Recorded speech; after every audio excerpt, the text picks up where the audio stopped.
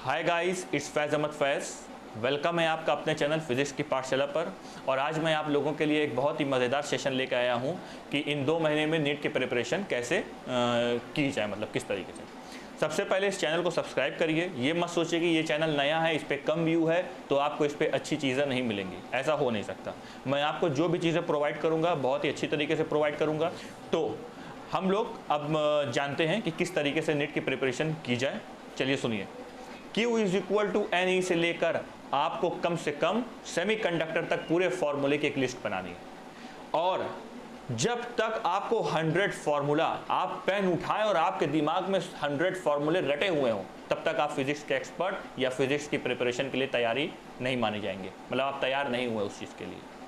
तो सबसे पहले 2 महीना हम लोग के पास है और इन 2 महीने में हम लोगों को क्या करना है कि नीट की प्रिपरेशन बहुत ही अच्छे से करनी है।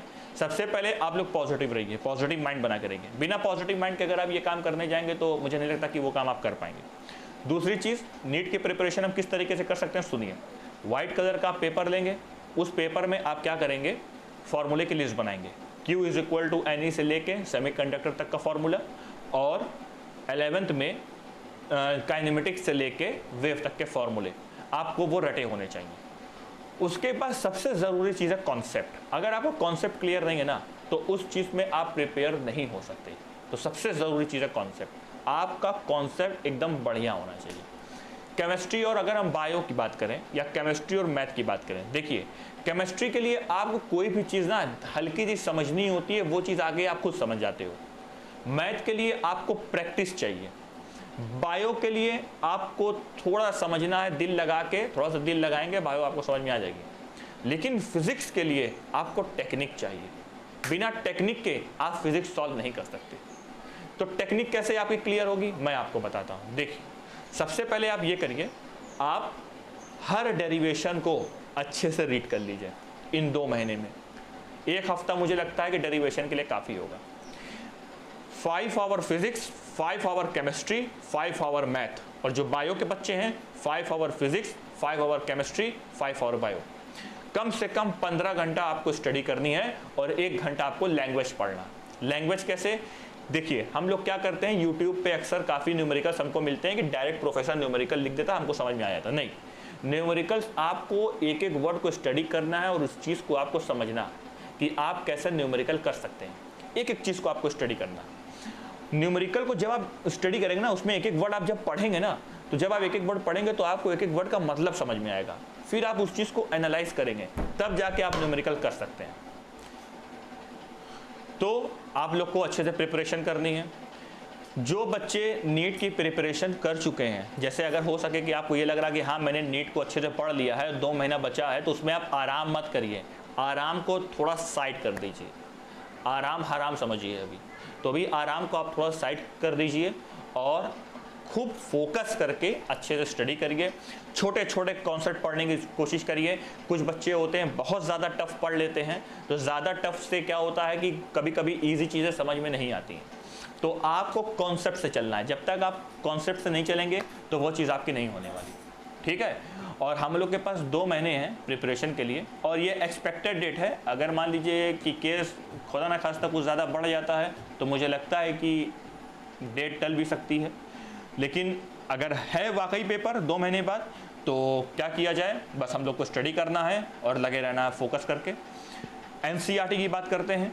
एनसीईआरटी में जो आपके एक्सरसाइजेज हैं उसमें आप चुनिंदा क्वेश्चन उठाइए, चूज करके क्वेश्चन उठाइए, उसको सॉल्व करिए। और जितना ज़्यादा हो सके सैम्पल पेपर सॉल्व करने की कोशिश करिए, जितना ज़्यादा हो सके। जितना ज़्यादा आप सैम्पल पेपर सॉल्व करेंगे उतना आपका फ़ायदा होगा। जितना ज़्यादा सैम्पल पेपर आप सॉल्व कर सकते हैं। अच्छा, कुछ बच्चे अभी 12th में गए हुए हैं, 11 से 12 पास आउट वालों के लिए तो मैंने सैम्पल पेपर बता दिया। कुछ बच्चे जो 11 से 12 में गए हुए हैं, वो बच्चे क्या कर रहे हैं, उसमें से मैं ये मान के चलता हूँ कि 50% बच्चों की प्रिपरेशन नहीं हुई रहती और वो नीट का पेपर भर देते हैं। लेकिन कुछ बच्चे पेपर जाकर देने से डरते हैं।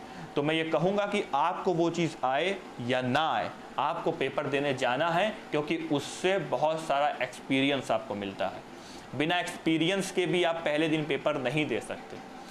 आप जो भी न्यूमेरिकल सॉल्व करेंगे, हर न्यूमेरिकल्स आपको कम से कम 2 मिनट के अंदर सॉल्व करना है। 2 मिनट्स मैक्सिमम टाइम, तो वो 2 मिनट आपका बहुत मैक्सिमम है। अच्छा, जो फॉर्मूले की आप लिस्ट बनाएंगे उसमें आप स्टॉप वॉच लगाएंगे, स्टॉप वॉच लगाएंगे 10 मिनट का, और आप ये देखिए कि 10 मिनट में आप अपने मन से कितना फॉर्मूला पेपर पे लिख दे रहे हैं। जरूर ये चीज आप मानिए, ये बात मैं नहीं बोल रहा हूं, ये एक्सपर्ट बोल रहे हैं, एक्सपर्ट लोग ये बात करते हैं। ये हर वो लोग बात करेंगे जो एक्सपर्ट होंगे इस मामले में, जो लोग क्रैक किए होंगे IIT या नीट को। ये बात सिर्फ मैं ही नहीं कह रहा हूं। तो आप एक व्हाइट कलर का पेपर लीजिए और 10 मिनट का स्टॉप वॉच लगाइए, टाइमर लगाइए, और 10 मिनट में आप कम से कम देखिए कितना फॉर्मूला आप लिख सकते हैं एक पेपर पे, वो बहुत ज़रूरी है। उसके बाद डेरिवेशन करिए और सैंपल पेपर लगाने की कोशिश करिए, और आपको कम से कम 15 घंटे टाइम देना ही देना। 15 घंटे से कम टाइम मत दीजिए। 5 घंटा फिजिक्स, 5 घंटा केमिस्ट्री, 5 घंटा मैथ। अब मैं ये नहीं कह रहा हूँ कि आप 15 घंटा लगातार बैठिए, 45 मिनट पढ़िए, 15 मिनट आराम, 45 मिनट पढ़िए, 15 मिनट आराम, ऐसे ही आपका रेस्ट भी हो जाएगा, आप पढ़ भी लेंगे।